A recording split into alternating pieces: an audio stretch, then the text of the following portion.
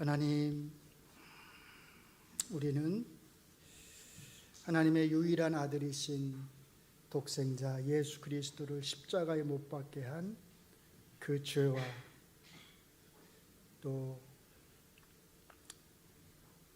그 독생자이신 예수 그리스도를 통해서 우리를 구원하신 하나님의 크고 놀라운 은혜를 함께 짊어지고 살아갑니다. 이 시간도 주의 말씀으로 우리가 얼마나 악한 죄인이었는지를 깨닫게 하시고 하나님의 은혜가 얼마나 크고 놀라운 것인지를 우리가 마음 깊이 깨닫게 하여 주시옵소서. 예수님 이름으로 기도합니다. 아멘. 지난주에 저희가 예수님이 예루살렘 성 근처에 있는 겟세마네 동산에서 로마 병사들 그리고 유대 병사들에게 붙잡히신 것까지 우리가 이제 살펴봤어요. 오늘은 이어서 이제 그 이후의 상황, 예수님께서 붙잡히신 후에 어떤 신문과 재판 또 십자가에 못 박히시는 그 과정을 겪게 되셨는지를 우리가 함께 살펴보려고 합니다. 여러분들이 괜찮으시면 성경을 좀 펴셔서 오늘 본문 부분을 함께 여러분들이 따라오시면서 보시면 좋을 것 같고요. 요한복음 18장 15절부터 19장 37절까지가 이제 저희가 다룰 내용입니다. 세세하게 다루면 또 시간이 없으니까 제가 가능하면 간단하게 좀 정리를 해드리는 방향으로 그렇게 할게요. 먼저 우리가 예수님의 이 붙잡히심 이후의 상황들을 알려면 기본적으로 조금 역사적인 사실을 알아야 돼요. 그래서 제가 조금 사진을 좀 준비를 했습니다. 먼저 이 사진을 보시면 저기 붉게 돼 있는 표시되어 있는 부분들이 있죠. 저 부분들이 누가 통치한 지역이냐면 여러분들 잘 아는 아기 예수님을 죽이려고 했던 누구죠? 헤롯 대왕. 우리가 헤롯 대왕으로 알고 있는 그 헤롯이 다스린 지역입니다. 땅이 굉장히 넓지요.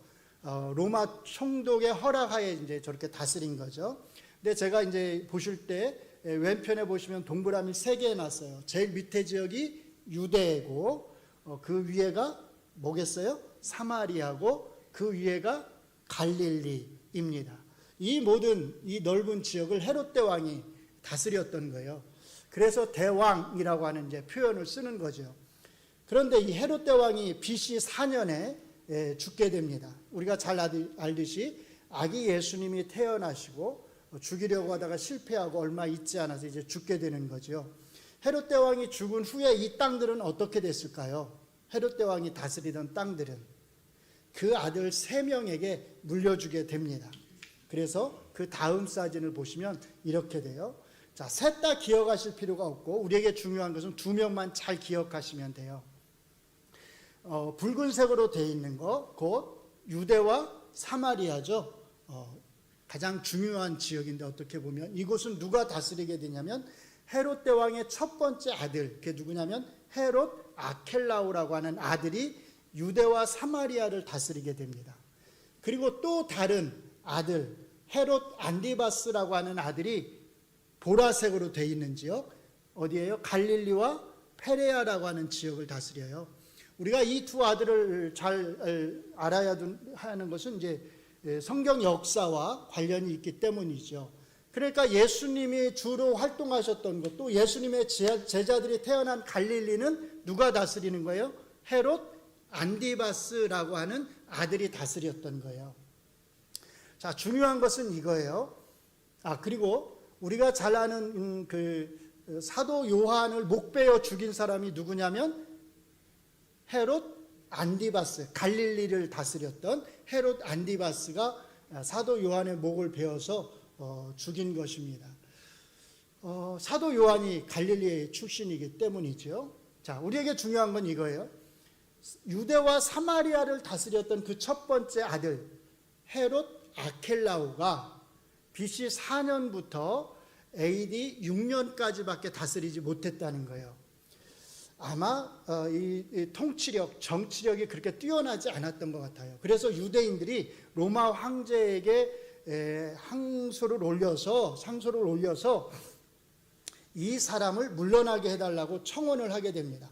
그래서 AD 6년에 이 헤롯 아켈라오는 왕의 자리에서 물러나게 되는 거예요. 이렇게 땅을 나눠서 다스렸기 때문에 이 세 아들을 가리켜서 우리가 그냥 대왕 이렇게 안 하고 분봉왕, 나눠서 다스리는 왕 이렇게 이름을 부르는 거예요. 그러면 AD 6년 이후에 이 유대와 사마리아 땅은 어떻게 됐을까요? 누가 다스렸을까요? 로마에서 직접 통치를 합니다. 그래서 유대 총독을 보내는 거예요. 그래서 AD 6년부터 이제 로마 총독들이 몇 명이 번갈아 가면서 부임을 해서 유대와 사마리아를 따로 총독 권한으로 통치를 하는 겁니다. 그래서 누가 이제 결국은 오게 된 거냐면 예수님 당시에 빌라도 총독이 오게 된 겁니다. 빌라도 총독은 사실 이 유대와 사마리아를 다스리긴 했지만 이곳에 머물지는 않았어요. 빌라도 총독이 머문 관저는 저 위쪽에 보시면 조금 뭐라고 해야 되나요?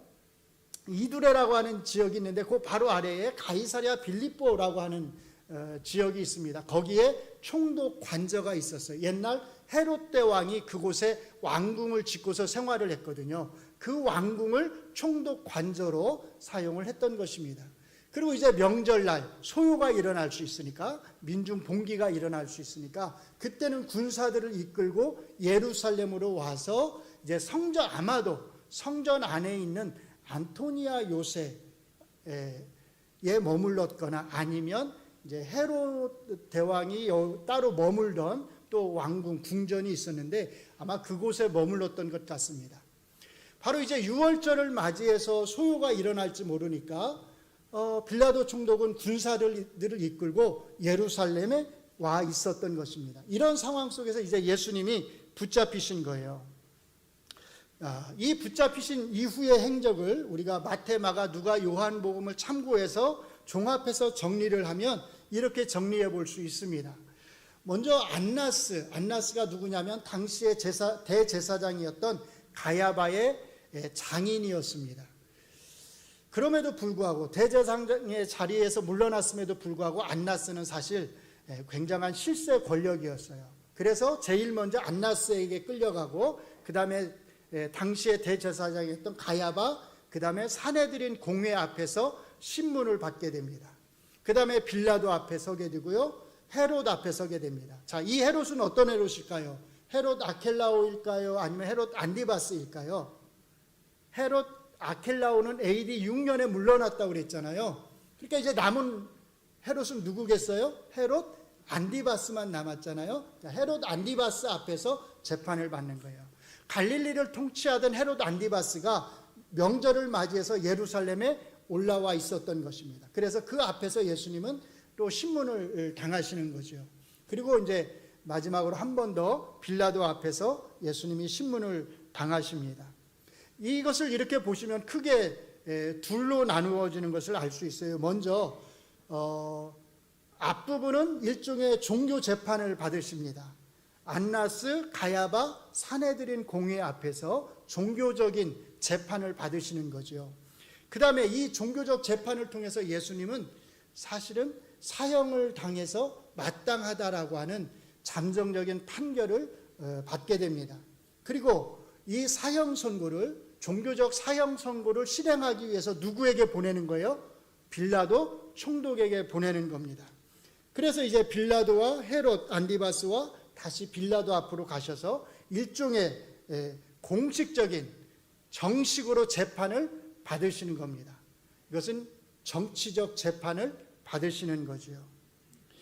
예수님이 붙잡혀서 신문과 재판을 받고 십자가에서 죽기까지의 과정, 이 과정을 시간적으로 구분하면 이렇게 나타낼 수 있어요. 제일 위의 것은 제가 지난주에 보여드렸던 건데, 예수님은 목요일 저녁, 유월절이 지나고 무교절 첫날 저녁에 제자들과 식사를 하십니다. 그리고 아마 자정이 갓 넘어서 제자들과 함께 이제 겟세마네 동산으로 가셨을 거예요. 그러니까 요일로 따지면 무슨 요일이겠어요? 금요일이겠죠? 금요일. 아마 새벽 1시나 2시경이 아닐까 싶습니다. 예수님은 붙잡히셔서 이제 끌려가시게 됩니다. 안나스 앞에서, 가야바 앞에서, 사내들인 공회 앞에서, 그리고 빌라도 총독 앞에서, 그리고 헤롯 안디바스 앞에서, 그리고 다시 빌라도 앞에서 밤새도록 예수님은 한잠도 주무시지 못하고 끌려다니면서 신문을 당하시는 겁니다. 아마 이 사이에 새벽닭이 울었을 것이고 베드로가 예수님을 3번 부인하게 됩니다. 그러니까 예수님은 거의 자정경에 붙잡히셔서, 새벽 1, 2시에 붙잡히셔서 날이 새도록 계속 신문을 당하시고 조롱을 당하신 것입니다. 아마 새벽 6시나 7시경에 빌라도 총독은 예수님을 유대인들에게 넘겨주면서 마지막 최종적으로 사형 판결을 내렸을 것입니다. 자, 이 시간을 한번 잘 생각해 보시면 예수님이 붙잡히셔서 빌라도 총독에게 정식적으로 사형 판결을 받기까지 몇 시간 정도 걸렸을까요? 1시나 2시에 잡히셔서 6시나 아무리 늦어도 7시경에는 아마 사형 판결을 받으셨을 거예요. 그 시간을 계산을 하면 대략 한 5시간 내지 6시간 만에 예수님은 사형 판결을 받으신 겁니다. 그리고 오전 9시경에 예수님이 십자가에 못 박히셨고 12시 정오부터 3시까지 온 땅이 어둠으로 가득했다고 말합니다. 그리고 오후 3시경에 예수님은 마지막 숨을 쉬셨습니다. 이 마지막 장면을 오늘 본문의 요한복음은 이렇게 묘사합니다. 19장 30절을 보시면 예수께서 신포도주를 받으신 후에 이르시되 다 이루었다 하시고 머리를 숙이니 영혼이 떠나가시니라. 영혼이 떠나가셨다, 떠나갔다라고 하는 말은 헬라어로 파라디도미인데요. 이것은 전달했다, 넘겨주었다, 맡겼다라고 하는 뜻입니다. 누구에게 넘겨주었을까요? 예수님은 자기의 영혼을 어떤 사람들은 사탄에게 넘겨주었다 이렇게 또 생각하는 분들이 있더라고요. 그렇지 않아요. 하나님께 맡기신 거죠. 자기의 영혼을 예수님 하나님에게 이제 맡기신 겁니다. 여기 이렇게 하나님에게 영혼을 맡기셨다라고 하는 말은 버리셨다, 포기하셨다 그 말입니다. 이것이 의미하는 것은 예수님께서 능동적으로, 수동적이 아니라 능동적으로 자기 목숨을 포기하셨다는 겁니다. 그래서 영어 성경들은 이 부분을 어떻게 번역하냐면 give up, 포기하셨다 이렇게 번역을 하고 있습니다. 예수님이 병사들에게 붙잡히시고 나서 불과 하루도 안 돼서, 하루는커녕 불과 14시간 정도 만에 예수님은 십자가에서 목숨을 거두신 것입니다. 놀랍지 않나요? 이렇게 시간 계산을 해보면 한 사람의 생명을 불과 5시간, 6시간 만에 사형 판결을 내리고 또 불과 7시간, 8시간 만에 사형을 집행을 해버렸습니다. 이거는 오늘날에도 너무나 부당한 것이고 아마 당시에도 이런 사례가 없었을 것입니다. 그런데 이것뿐만이 아니에요. 한번 잘 생각해 보세요. 예수님 몇 시에 숨을 거두셨다고요? 금요일 오후 3시경에. 자, 이게 뭘 의미할까요? 그러면 금요일 오후 3시잖아요? 그 다음에 무슨 요일이 오죠? 토요일이 오잖아요? 안식일이 오잖아요? 안식일이 언제 시작이 되죠? 토요일 저녁 6시부터. 금요일 저녁 6시부터. 유대인들은 이제 저녁 6시부터 하루가 시작되니까요. 자, 그러면 금요일 오후 3시에 예수님이 죽으셨어요. 그러면 몇 시간 후에 안식일이 시작되는 거예요? 3시간 후에 안식일이 시작되는 거예요. 자, 그러면 종교 지도자들은 이 3시간 안에 뭘 해야겠어요? 십자가에 달려 죽으신 예수님의 시체를 어떻게든 내려서 처리를 해야 됐다는 겁니다. 그래서 오늘 본문을 보시면 31절로 34절에 이렇게 말합니다. 이 날은 준비일이라. 여기 준비일이란 말은 안식일을 준비하는 날, 즉 안식일 전날이었다는 뜻이에요.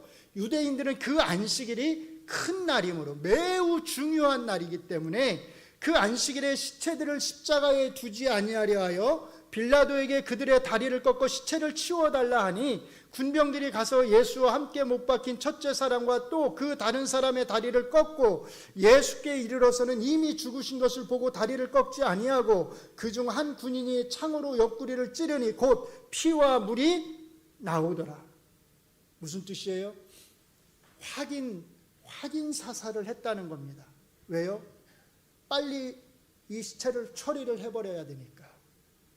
확실하게 죽였다는 거예요. 그리고 그 3시간 안에 예수님의 시체, 몸을 십자가에서 내려서 아리마대 사람 요셉에게 넘깁니다. 그리고 이제 6시부터 안식일을 지킨 것입니다. 급하게 서둘러서 불과 14시간여 만에 하나님의 아들이신 예수님을 죽여놓고 뭐 하겠다는 거예요? 하나님을 예배하겠다고 하는 것입니다. 안식일의 주인이신 예수님을 급하게 불과 몇 시간 만에 서둘러서 죽여놓고 그 안식일의 주인을 죽여놓고 안식일을 지키겠다고 하는 것입니다. 참 아이러니죠? 얼마나 모순입니까? 사람의 무지함이 이런 결과를 가져온 것입니다. 예수님이 병사들에게 붙잡히신 이후에 예수님의 행적과 관련된 이런 사항들을 우리가 잘 살펴보면 요한복음만이 가지고 있는 특징이 한 가지 있습니다. 아까 보셨던 표를 한번 다시 보시죠. 자, 보시면 요한복음은 안나스 앞에서 예수님이 잠깐 신문을 받으신 것 외에는 가야바 앞에서, 사내들인 앞에서, 헤롯 안디바스 앞에서 신문을 받으신 것에 대해서는 어떡하죠? 침묵합니다. 누구 앞에서의 포커스를 맞추는 걸 알 수 있어요? 빌라도 총독 앞에서, 제가 빨간 걸로 표시해놨죠? 빌라도 총독 앞에서 신문을 받으신 것에 요한복음은 포커스를 맞추고 있어요. 왜냐하면 이 빌라도 총독 앞에서 신문을 받으신 것을 통해서 강조하고자 하는 것이 있기 때문입니다. 크게 두 가지예요. 첫째는 예수는 유대인의 왕이 맞는가 하는 겁니다. 자, 이 부분과 관련해서 예수님이 유대인의 왕인가와 관련해서 여러분들이 사복음서를 읽어보시면 마태, 마가, 누가는 거의 엇비슷하게 이 부분을 다룹니다. 마태복음 27장 11절 12절을 보시면 간단하게 이렇게 나와 있어요. 빌라도는 네가 유대인의 왕이냐 묻고 예수님은 그래 너의 말이 옳다 답변을 하시는 것으로 끝입니다. 마가복음도 보시면 똑같아요. 또 누가복음도 보시면 똑같아요. 간단해요. 묻고 한마디로 답하고 끝납니다. 다른 기록이 없습니다. 그런데 요한복음은 달라요. 요한복음은 이 부분을 상당히 세심하게 다루면서 예수님이 정말로 유대인의 왕인지 어떤 의미에서, 이게 중요한데 예수님이 유대인의 왕이라면 어떤 의미에서 유대인의 왕인지를 우리에게 말씀해 주고 있습니다. 그래서 요한복음 18장 36절을 보시면 이렇게 말합니다. 예수께서 대답하시되 내 나라는 이 세상에 속한 것이 아니니라. 만일 내 나라가 이 세상에 속한 것이었더라면 내 종들이 싸워 나로 유대인들에게 넘겨지지 않게 하였으리라. 이제 내 나라는 여기에 속한 것이 아니니라. 그러니까 두 가지를 말씀하신 거예요. 내가 유대인의 왕이라는 건 맞다, 사실이다, 팩트다. 두 번째는요, 그러나 내 나라는 이 땅에 속한 것이 아니다 라고 말씀을 하신 겁니다. 이어지는 37절의 말씀은 예수님이 왕이라고 하는 사실을 한 번 더 확증하면서 예수님의 목적이 바로 이것임을 다시 한번 보여줍니다. 제가 표준 세번역 성경으로 읽어드릴게요. 빌라도가 예수께 그러면 내가 왕이냐 하고 물으니 예수께서 대답하셨다. 내가 말한 대로 나는 왕이다. 나는 진리를 증언하려고 태어났으며 진리를 증언하려고 세상에 왔다. 진리에 속한 사람은 누구나 내가 하는 말을 듣는다. 자, 그러니까 이 빌라도 총독과 예수님의 대화를 보면 예수님이 왕이라고 하는 사실은 너무나 확실한 것이고 예수님의 나라는 이 땅에 속하지 않은 나라다라고 예수님은 예수님이 다스리는 나라의 성격이 어떤 것인지를 설명을 하십니다. 그런데 놀라운 것은 빌라도 총독의 반응이에요. 왜냐하면 예수님께서 분명히 내가 누구다?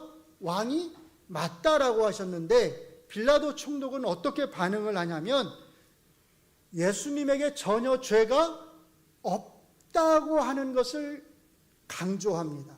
이게 요한복음이 가지고 있는 두 번째 특징이에요. 물론 다른 복음서들도 예수님이 무죄하다고 하는 것을 강조해서 말합니다. 그런데 똑같이 강조를 하더라도 그 강조하는 방식이 각각 달라요. 요한복음은 누구의 입을 통해서 강조하냐면 빌라도 총독의 입을 통해서 3번이나 예수가 무죄하다라고 하는 사실을 강조합니다. 첫 번째 선언이 18장 38절에 나옵니다. 성경 가지고 계신 분들은 같이 보시죠. 이 말을 하고 다시 유대인들에게 나가서 이르되, 빌라도가 하는 말이에요. 나는 그에게서 아무 죄도 찾지 못하였노라. 이 첫 번째 빌라도가 예수님에 대해서 무죄를 선언하신 후에 사람들은 예수님 대신에 바라바를 놓아달라고 합니다. 그러니까 빌라도 총독은 예수님을 군병들에게 맡겨서 채찍질을 하도록 합니다. 예수님은 병사들에게 채찍질을 당하시고 머리에 가시나무로 만든 관을 쓰시고 자색 옷을 입으시고 이 로마 군병들에게 온갖 조롱을, 뺨을 손바닥으로 맞으시면서 온갖 조롱을 당하십니다. 그리고 이제 두 번째 빌라도 총독의 선언이 나옵니다. 19장 4절을 보시면 빌라도가 다시 밖에 나가 말하되, 보라, 이 사람을 데리고 너희에게 나오나니 이는 내가 그에게서 아무 죄도 찾지 못한 것을 너희로 알게 하려 함이로라. 아마 예수님을 채찍질한 것은 일종의 신문으로서 네가 정말로 로마에 대항해서 일어나려고 하는지에 대한 아마 신문 과정이었을 것입니다. 그런데 그렇게 해도 아무 죄가 없었다는 겁니다. 마지막 세 번째 선언은 19장 6절입니다. 빌라도가 이르되 너희가 친히 데려다가 십자가에 못 박으라. 나는 그에게서 죄를 찾지 못하였노라. 몇 번요? 3번에 걸쳐서. 누구의 입술을 통해서요? 예수님의 재판권을 가지고 있는 빌라도 총독의 입술을 통해서 예수님은 무죄하다라고 하는 것을 요한복음은 우리에게 말하는 것입니다. 자, 이 본문을 통해서 우리는 이렇게 물을 수 있습니다. 누가 예수님을 죽였을까요? 누가 유대인의 왕이신 이 예수님을 십자가에 못 박았을까요? 누가 하나님의 아들을 죽였을까요? 내가 라고 대답을 하고 싶으실 겁니다. 그런데 아니에요. 예수님을 십자가에 못 박은 사람들은 유대인들입니다. 그리고 빌라도가 예수님을 죽인 것입니다. 사도행전 2장에 보시면 베드로 사도는 오순절 날에 각 나라에서 모인 유대인들을 앞에 놓고서 이렇게 말합니다. 그가 하나님께서 정하신 뜻과 미리 아신 대로 내준 바 되었거늘 너희가, 누가요? 너희가 법 없는 사람들의 손을 빌려서 못 박아 죽였다. 누가 죽였다고요? 유대인인 너희가 죽였다는 겁니다. 어떻게 해요? 법 없는 자들, 율법이 없는 자들, 누구예요? 이방인들의 손을 빌려서, 빌라도와 로마 군병들의 손을 빌려서 너희가 죽였다는 겁니다. 그러니까 예수님을 죽인 1차적인 책임은 유대인에게 있는 것이고 2차적인 책임은 빌라도에게 있는 것입니다. 예수님도 오늘 본문에서 분명하게 말씀하십니다. 너도 나를 죽인 것에 대한 죄의 책임이 있지만 나를 너에게 넘겨준 그 사람들의 죄는 더 크다고 말씀을 하신 것입니다.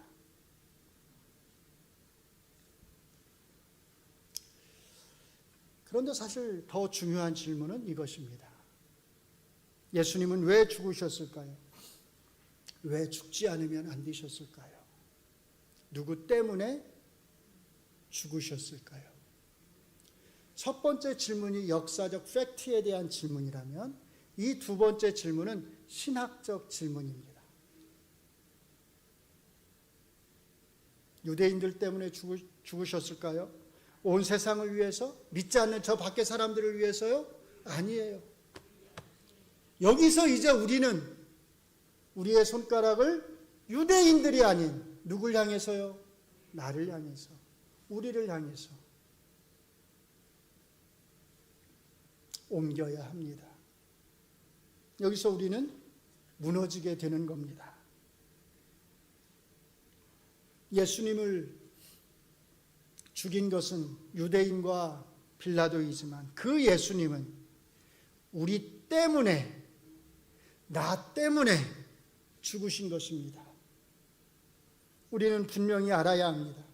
예수님은 온 세상을 위해 죽으신 것도 아니고 저 밖에 있는 믿지 않는 사람들을 위해서 죽으신 것도 아니고 바로 이 자리에, 이 예배의 자리에 나와 있는 여러분과 저를 위해서, 저 때문에, 여러분 때문에 예수님은 죽으신 것입니다.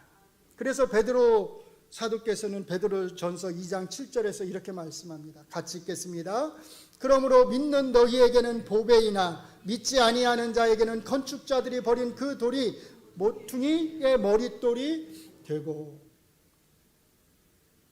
보배, 누가 보배라는 거죠? 예수님을 가리켜서 말하는 겁니다. 누구에게요? 믿는 너희에게, 믿는 우리에게는 예수님이 보배라는 거예요. 밖에 길거리에 버려진 그 돌과 같이 사람들에게 버림을 받았지만 무죄한 자로서 죄를 뒤집어쓰고 몇 시간 만에 숨을 거두셨지만 바로 그분이 믿는 너희에게는 보배다. 생명을 주시는 분이다. 구원을 주신 분이다라고 말을 하는 겁니다. 왜냐하면 그분의 버림받음으로 인해서, 그분의 죽으심으로 인해서 우리가 새로운 생명을, 영생을 얻었기 때문입니다. 사랑하는 성도 여러분, 우리는 예수님을 죽이지 않았습니다. 우리는 예수님을 죽인 주에 대해서 유대인에게 그 책임을 물을 수 없습니다. 왜냐하면 우리가 예수님을 죽이진 않았지만 예수님은 우리 때문에 죽으셨기 때문입니다. 누가 누구를 차별합니까? 기독교 역사에서 가장 부끄러운 것 중에 하나가 예수님을 죽였다는 이유로 기독교인들이 유대인들을 차별한 것입니다. 뭐 잊었기 때문에요? 예수님이 자기 때문에 죽었다고 하는 사실을 잊었기 때문입니다. 유대인들이 예수님을 십자가에 못 박았다고 하는 것만 기억을 했지, 자기 때문에, 나 때문에 그 예수님이 십자가에 못 박혔다고 하는 그 사실을 잊었기 때문에 유대인들을 그렇게 차별을 한 거예요. 차별할 자격이 우리에게 있을까요? 예수님이 우리 때문에 죽으셨다고 하는 것을 우리가 안다면 우리가 그들을 차별할 수 있을까요?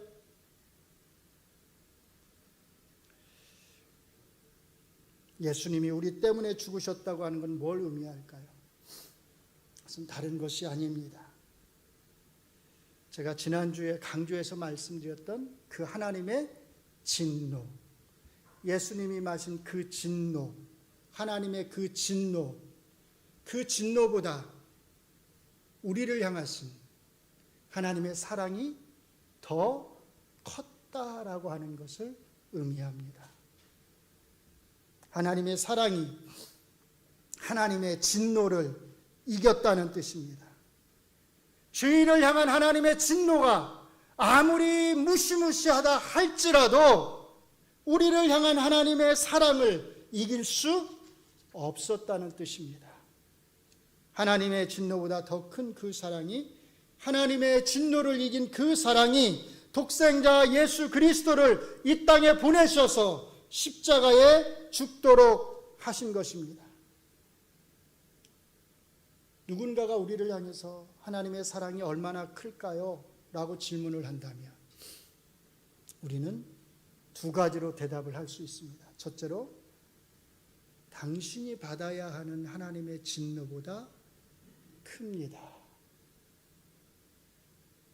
자, 이 답의 뜻이 뭐냐면, 이 답은 여러분이 하나님의 진노를 크게 느끼면 느낄수록, 그렇죠? 하나님의 사랑을 더 크게 의식한다는 겁니다.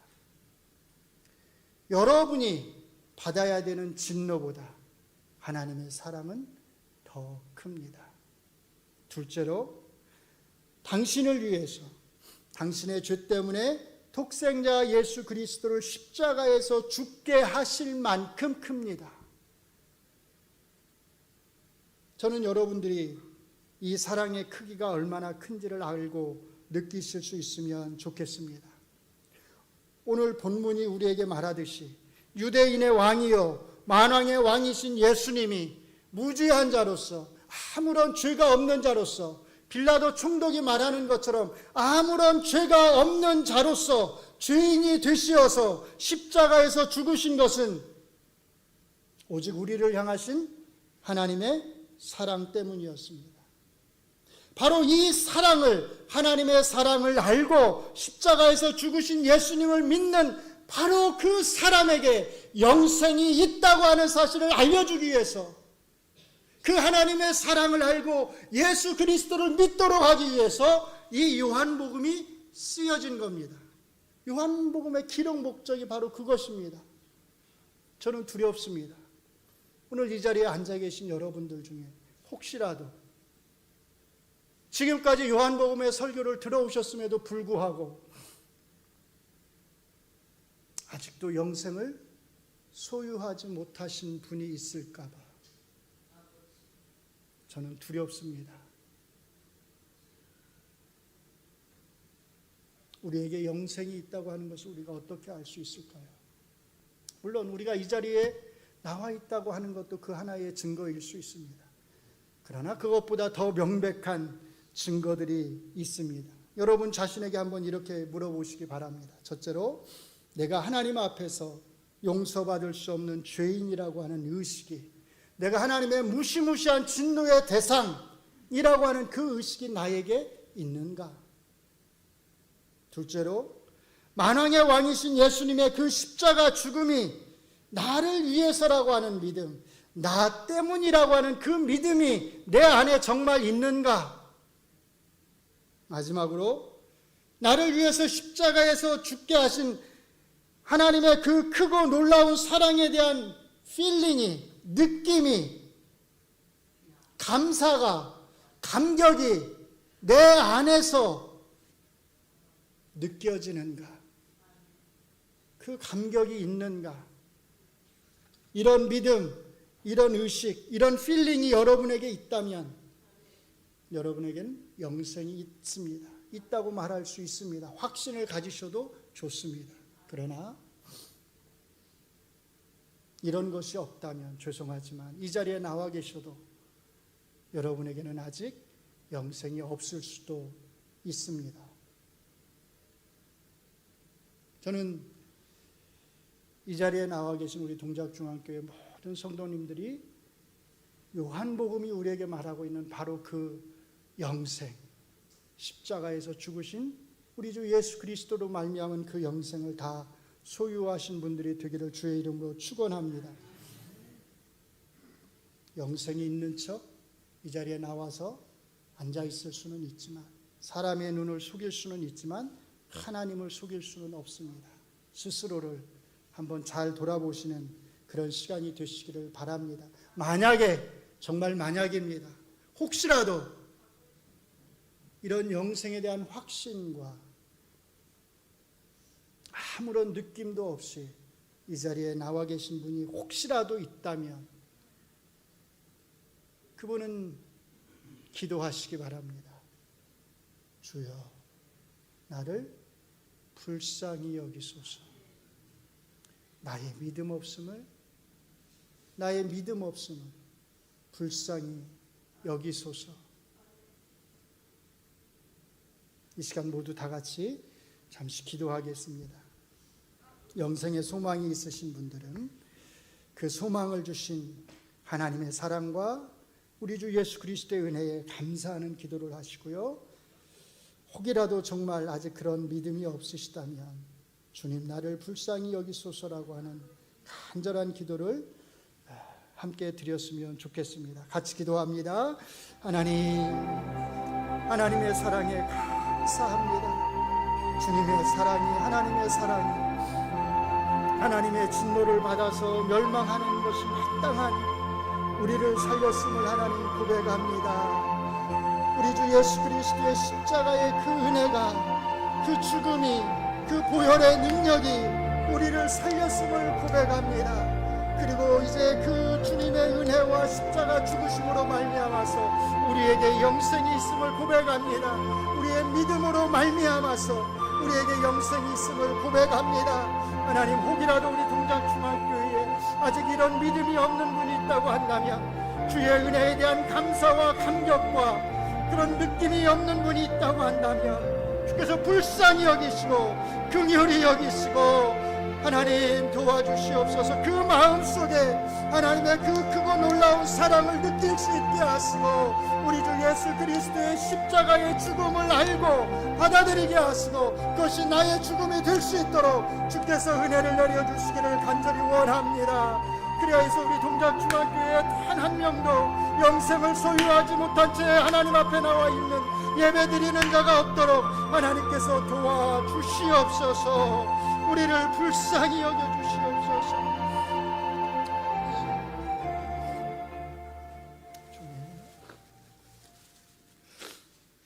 하나님 감사합니다. 죄가 없으신 자로서 우리 때문에, 우리의 죄 때문에, 나 때문에 예수님이 죽으셨음을 고백합니다. 하나님의 그 크신 사랑이, 하나님의 진노보다 더 큰, 비교할 수 없는 하나님의 사랑이 우리를 살렸음을 고백합니다. 그래서 이제 우리 안에 성경이 약속한 그 영생이 있음을 우리가 고백합니다. 하나님, 혹시라도 오늘 이 자리에 나와서 하나님 앞에 예배를 드리지만 그 안에 아직 영생의 소망이 없는 그러한 사람이 있다면 하나님께서 불쌍히 여기시고 긍휼히 여기시고 그 마음을 열어주셔서 우리 주 예수 그리스도의 십자가의 은혜를 알게 하시고 그 은혜에 대한 감격이, 감사가 있게 하여 주시옵소서. 예수님 이름으로 기도합니다. 아멘.